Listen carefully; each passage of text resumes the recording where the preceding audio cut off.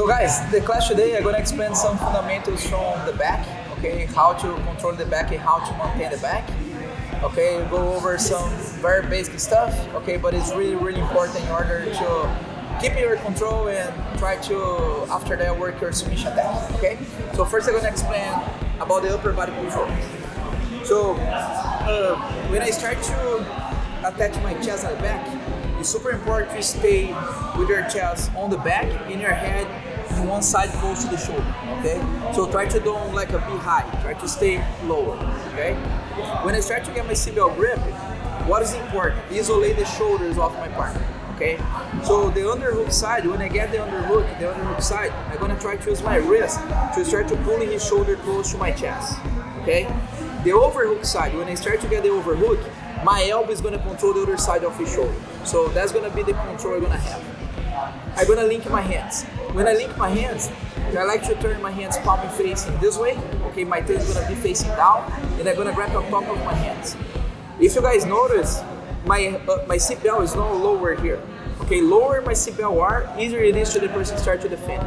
I need to stay as high as possible here, look, as close as possible to the neck. And the main key is try to isolate your training partner upper body, controlling both shoulders, okay? And my head's always gonna be nice and tight in this position. So that's gonna be the control about the upper body, right? What I want is try to isolate the rotation of his shoulders, okay? Now let's take a look at the lower body control.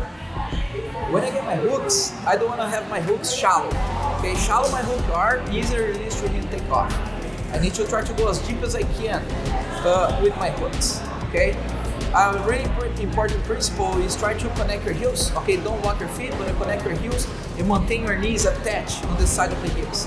So you're not gonna be like a loose here with your knees. Your knees gonna be attached because the way, look how much control I have about his lower body. Okay, my hook is gonna be as deep as possible, and my knee is gonna be nice and tight as well. Okay. Well, now with the upper body control. When I get my upper body control, when I attach my chest on his back, I'm gonna start to get my seatbelt exactly the way how I explained, right? I'm gonna pull one side of his shoulder. I'm gonna get my seatbelt control. My elbow is gonna start to isolate the other shoulder, right? Now, I can drive him in both directions, okay? So some people prefer to drive the guy to the underhook side. Some people prefer to drive the guy of the overhook side. In the overhook side, like your attack is gonna be more on the neck. I really prefer, if I have a choice to decide, I like to prefer to drive the guy to the side of the underhook. Because the side of the underhook, I have the neck, I have the arm, and I have some triangle attacks, okay? So I'm gonna explain both sides. When I drive the guy to the side of the underhook, I need to be aware about his head position. When I drive him to the side, I'm gonna use my knees and my upper body, okay? I'm gonna maintain, look at how I'm gonna bring my legs, look, I'm gonna start to curve my legs to keep everything tight, okay? I'm not gonna extend my legs because I'm gonna make it easier to him escape from my hooks. I'm gonna bend my legs like this. I'm gonna kind of like bring him towards me. So super important here is maintain my head position. Look, my back needs to be on the floor, not his back. So it's super common to see people lose the back here because the person starts to slide the head to the side and put the back on the floor. It's really important the underhook side maintain as tight as possible with the seatbelt control. Then you start to think about our attacks, all right? So the overhook side, when I drive into the overhook side, I'm gonna use a lot of my elbow on his shoulder, right? And his head is gonna be on the floor now, look. And I'm gonna be with my head on the side of his head. So same thing about the legs. I'm gonna bring my knees nice and tight, and I'm gonna stay super high. As you guys can see, so here is a little bit easier to start to attack his neck, but that's it, right? So that's gonna be my control.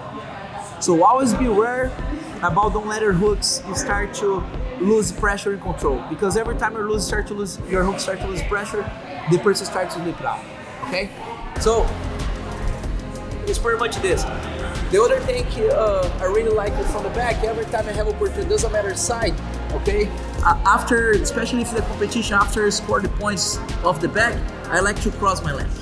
Okay, I like to go kind of like it's not a body triangle because a lot of people is not flexible enough to lock body triangle, but I like to go across because that way I make it way harder to even take the hooks off, and it's easier for me to make my connections. Okay, so both sides, exactly the same thing.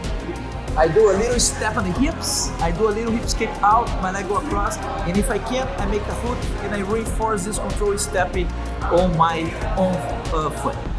Okay? So that's the principles, guys. Hope you guys enjoy the class.